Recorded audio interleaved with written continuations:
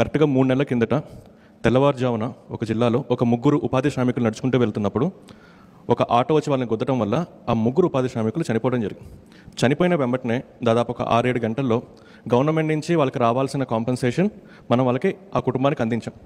కాకపోతే ఉన్న జీవో ప్రకారం గవర్నమెంట్ నుంచి వచ్చే కాంపెన్సేషన్ 50,000 రూపాయలు. ఈ విషయం డిప్యూటీ సీఎం గారికి తెలిసిన వెంబటనే డిప్యూటీ సీఎం గారు ఇచ్చిన ఇన్స్ట్రక్షన్ 50,000 నుంచి మనం మ్యాక్సిమం ఎంతవరకు ఇవ్వచ్చు అంటే 50,000 నుంచి 2 లక్షల దాకా ఇవ్వచ్చు అని చెప్పినప్పుడు సార్ స్పెషల్ ఇన్స్ట్రక్షన్ ఇచ్చి మనం ఆ 3 కుటుంబాలకి 2 లక్షల దాకా కాంపెన్సేషన్ చెల్లించడం జరిగింది.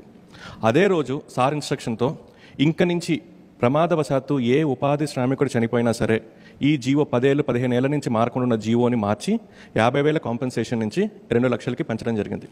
దాంతోపాటు మరుసటి రోజు మళ్ళీ డిపార్ట్మెంట్ వాళ్ళందరినీ డిప్యూటీ సీఎం గారు పిలిచి ఈ 2 లక్షలు కూడా ఆ కుటుంబానికి సరిపోకపోవచ్చు అని చెప్పి వారం పాటు ఒక మిషన్ మోడ్లో అందరి చేత ఇన్సూరెన్స్ చేయించి ఆ ఇన్సూరెన్స్ నుంచి మళ్ళీ 2 లక్షలు వచ్చే విధంగా చేశారు. అంటే ఒక జిల్లాలో 3 ఉపాధి శ్రామికులు చనిపోతే మేమనుకున్నాం ఆ ముగ్గురికి రావాల్సిన కాంపెన్సేషన్ ఇస్తే సరిపోతుంది అనుకున్నాం. కానీ డిప్యూటీ సీఎం గారి ఇన్స్ట్రక్షన్ మేరకు ఆ ముగ్గురికి వచ్చే కాంపెన్సేషన్ 50,000 నుంచి 2 లక్షలు పెంచి దాంతోపాటు ఇన్సూరెన్స్ నుంచి ఇంకొక 2 లక్షలు. అంటే ఫ్యూచర్లో ప్రమాదవశాత్తు ఏ ఉపాధి శ్రామికుడు చనిపోయినా ఇంక నుంచి వాళ్ళకి 50,000 కాదు ఆ కుటుంబానికి తోడుగా 4 లక్షల రూపాయలు వచ్చే విధంగా చేయడం జరిగింది.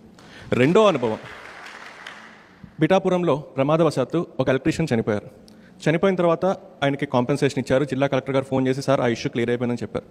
అయిపోయిందని చెప్పిన తర్వాత కూడా సార్ మమ్మల్ని పిలిచి అసలు ఎంతమంది ఎలక్ట్రీషియన్లు ఉన్నారు, నిజంగా ఎలక్ట్రీషియన్ కనుక ఒక ఇన్సులేటెడ్ గ్లో వేసుకుంటే చనిపోయేవాడా, మంచి ఇన్సులేటెడ్ ఇన్స్ట్రుమెంట్స్ వాడుంటే చనిపోయేవాడా, ఇన్సులేటెడ్ షూ వేసుకుంటే చనిపోయేవాడా అని చెప్పి ఒక సర్వే చేయించి సర్వే ప్రకారం ఉన్న 323 మంది ఎలక్ట్రీషియన్స్ని ఐడెంటిఫై చేసి ఇంకా పిఠాపురంలో ఏ ఎలక్ట్రీషియన్ చనిపోకూడదు అని చెప్పి మీకోసం ఈరోజు ఇన్సులేటెడ్ ఎక్విప్మెంట్ని, ఎలక్ట్రికల్ ఎక్విప్మెంట్ని, ఇన్సులేటెడ్ గ్లౌస్ని, ఇన్సులేటెడ్ షూస్ని, దాంతోపాటు ఇన్ని చేసిన ఇంకా ప్రమాదవశాత్తు ఎవరైనా పొరపాటున చనిపోయినా మీ అందరికీ ఇన్సూరెన్స్ని స్వయంగా ఆయన అరేంజ్ చేయడం జరిగింది.